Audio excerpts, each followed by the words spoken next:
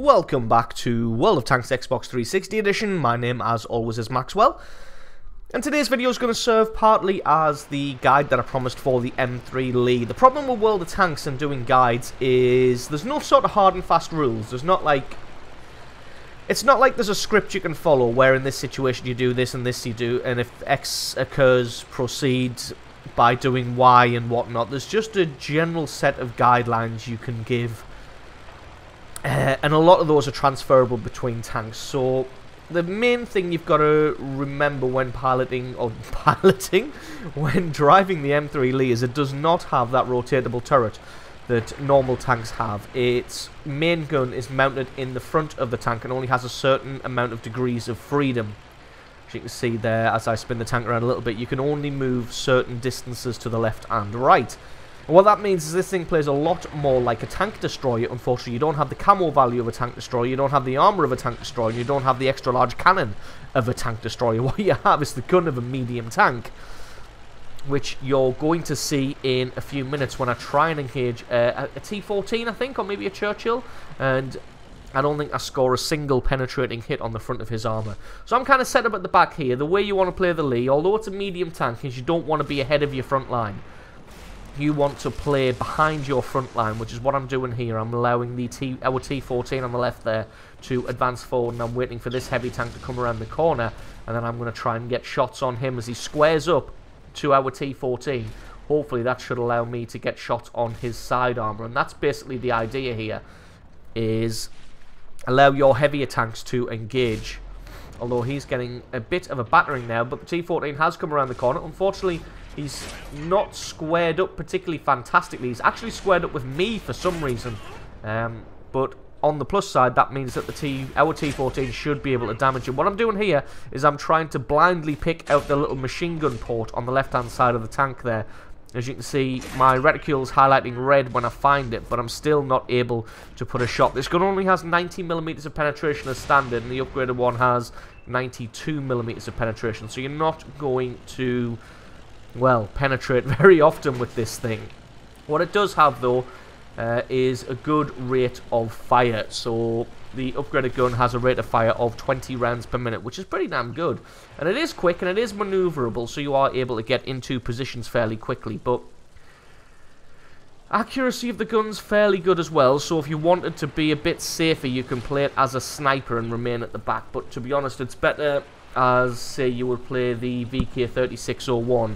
Sorry about that, I think I just nudged the microphone there. You're best off playing it as a medium-range sniper like the VK3601. You may have seen my video on that a while back. And that is, you play it a lot more like a medium-range sniper. So get into position behind your front line. So as you saw me doing there with the T14, if you can get behind your front line and just lay down covering fire, basically, and just try and take your attention away from your heavier tanks, and just get damage where you can. Now at this point here I'm leading the charge, but that's just because I'm faster than the T14. I don't really want to... I mean, if I encounter some resistance, then I'll stop, drop back a little bit and allow him to go forward, but at the moment I just want to try and flank our enemies as quickly as possible.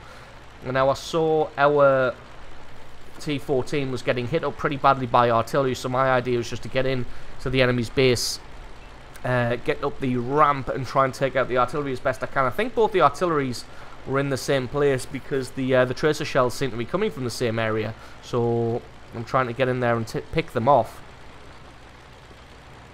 As you can see, if I'd waited for the T14, then I'd be way behind right now, and like I said, the idea is just to get in and take out the artillery as quickly as possible. So I'm going to crest up the hill here. As you can see, up a hill, the Lee not particularly quick.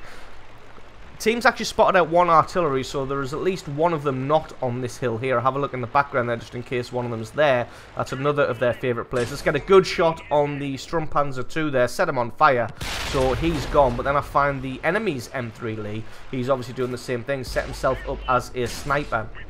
And I mean, if... The armor of the M3 Lee isn't particularly great, but if you need to pick a weak spot out, then where I'm firing at right now is the major weak spot, that little pimple on top of the turret. and that is the best place if you can't find a weak spot. Now, I'll make some big mistakes here. I tunnel vision on those guys in the north there and try and take them out when I've got clear shots on their fleeing artillery there. If I'd focused on him originally, I would have been able to take him out, and then I probably would have had shots on the Wolverine as well. As it is, I just go and totally fail here to shoot the Wolverine. So, I mean, this isn't a particularly great game for me, but it's the only game where I had a half-decent performance in the M3 League, because this thing is... I mean, it's not just... We don't just joke about it for fun that the M3 League is shockingly bad. It is literally shockingly bad. But what I'm doing here is... Our T-14 is obviously going for the base capture, so I'm trying to stall the AT-2. I've got no chance of penetrating his armor, but I am able to stop him. And then he's going to have to spend the time getting going again. So probably going to delay the base capture long enough for us to finish this one. I realise that I'm not really going to be able to get any more kills, especially with the amount of health I've got. And the fact that that AT-2 is barreling down upon us. So now the idea is just to go into the cap circle and help the T-14. Is that... No, not a Churchill. The T-14 has magically turned into a Churchill. So the idea is to help him complete the base capture. Because in an M3 League, you've got to take XP where you can, and credits where you can get it. Because games aren't going to go particularly well your way.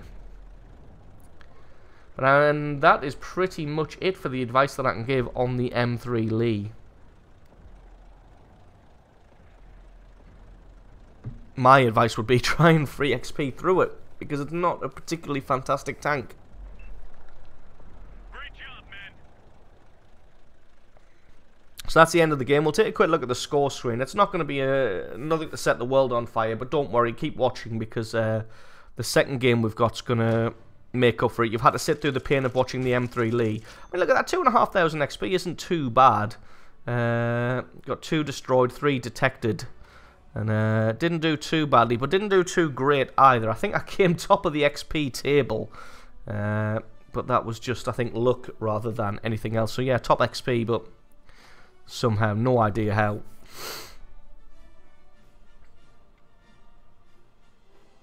So don't worry, the next game is going to more than make up for the slow-paced M3 League game that you've just had to watch. This one is the VK3601H, and it's going to be a standard battle on the cliff. And this is the strongest piece of evidence that you should need that the 3601 does not need upgrading. Trust me, do not purchase any upgrades for this tank. Yes, you can go ahead and unlock the upgrades, but don't buy them, please.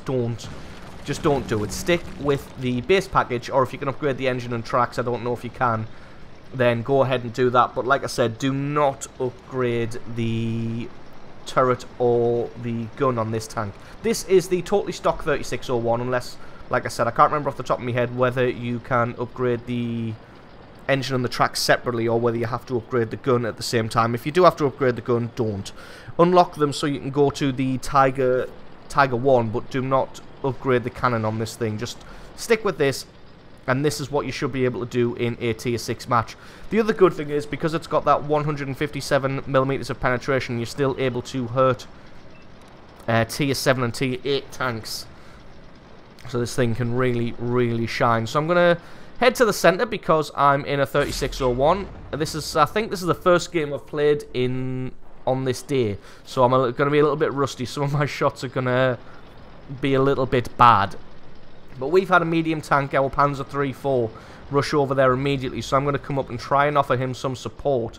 Able to pick out the M4 Sherman in the back there. Somebody else gets the kill, but that's not what's important. And the enemy's 3601 comes around the corner. I try to take his track out, but not really able to. And I don't think I scored anything else on him. I try and have a shot there, but I haven't reloaded anywhere near as quickly. And if I'd had that 88mm, I definitely wouldn't have had time to reload there, as the reload on that thing is considerably longer. Now, I know I've been spotted here, so I don't know what this Jackson's doing. He should be well aware of my location at this point, so I don't know why he pushes up so far, but take a shot on him. And because he's the tier 5 turret tank destroyer, the turret traverse on them are absolutely terrible. You can see he obviously zoomed in early there and missed me. His tracks gets taken out, so it's just a case of just working him down, and that is the magic fire rate of the Cornish here. I take a quick look at the minimap and see that there's an M3 Lee behind me. Start spinning round to present my strongest bit of armor to him. As you can see, he gets one through my side, but now that I've squared up to him, there's no way that his 92mm of penetration are going to go through the front armor of this 3601, so I can just quickly mop him up. Our Panzer III-4 from earlier, I think, yeah, he's been killed now. There he is there. And the enemy 3601 is making inroads towards our team. Gets around the back of one of those tank destroyers. I don't know whether that's a turret or tank destroyer, so maybe it'll defend himself. But I'm going to come around the back here and try and help take out this 3601, which I do. And that basically leaves me free reign here. So I see that the enemy's kind of pushing in the south here. Again, have another derpy shot at the ground, but having a good game so far, so that doesn't really matter. I'm just going to wait for this E2 Sherman, because I know for a fact we've got enough defenders in the area there that he's going to get pushed back. And as he gets pushed back, I'm going to be able to get shots on his rear armor. I thought that shot was going to kill him, but unfortunately it doesn't quite take him out. Luckily he either misses or bounces, I think, on me. Because the armor of the 3601 can be pretty troll at tier 6, as you can see. Haven't taken particularly large amounts of damage. I back off a little bit there, just in case the Churchill 7 decides to switch across to shooting at me and does some considerable damage. It'll be a lot shorter a distance for me to fall back and get back into cover. When that Churchill Mark 7 gets himself taken out, I'm just having a quick look there. So Churchill 1 starts to try and come up the hill. One of our Hetzers comes to offer some support. But again, I don't know what the Churchill 1's thinking, because he's well aware that I am here.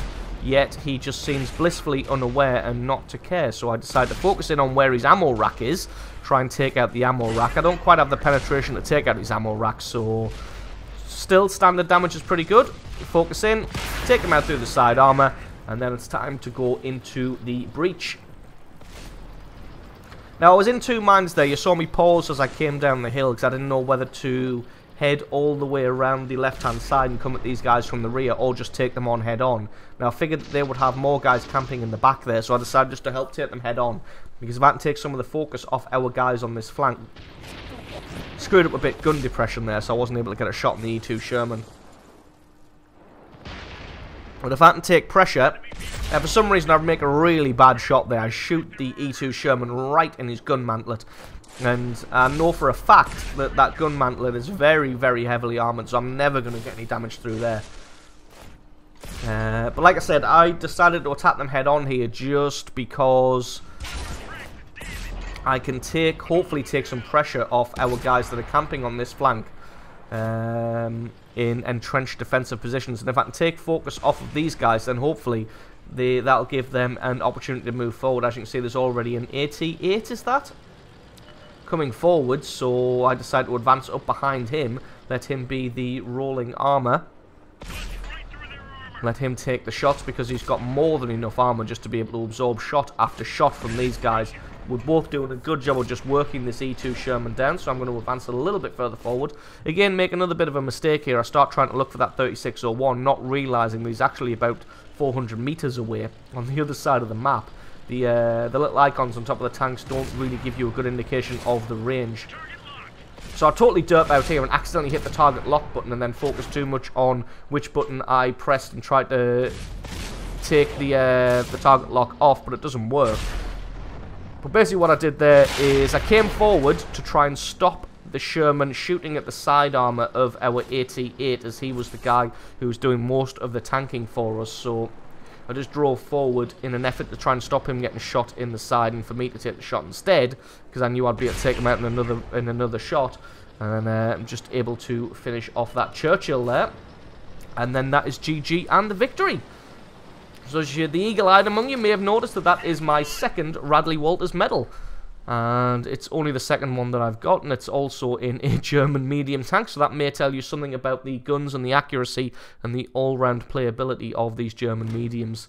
So we'll just take, as you can see, first game of the day, 5,500 XP, 70,000 silver, and that's not a premium tank, so that's pretty awesome. Ace Mastery, Top Gun, Master Gunner, and another Radley Walters medal, so absolutely excellent game from me there, if I do say so myself. Did a tremendous amount of damage. Anybody who followed me on Twitter may remember this next picture. I posted that up on Twitter saying something along the lines of the VK3601 does not need upgrading to be an awesome tank. So Like I said at the beginning of the video, do not upgrade this vehicle. As you can see, 3 and a bit thousand points of damage, 8 kills, and 1839 base XP. So that's going to be it for this video. Hope you enjoyed it, found it useful, found it entertaining. If you did, leave me a like, favourite, and put a comment in the comment section below. If you're not already, then definitely consider hitting that subscribe button, because there's going to be a lot more World of Tanks Xbox 360 content to come in the future. I have been Maxwell, this has been World of Tanks Xbox 360 Edition, and I will catch you guys next time.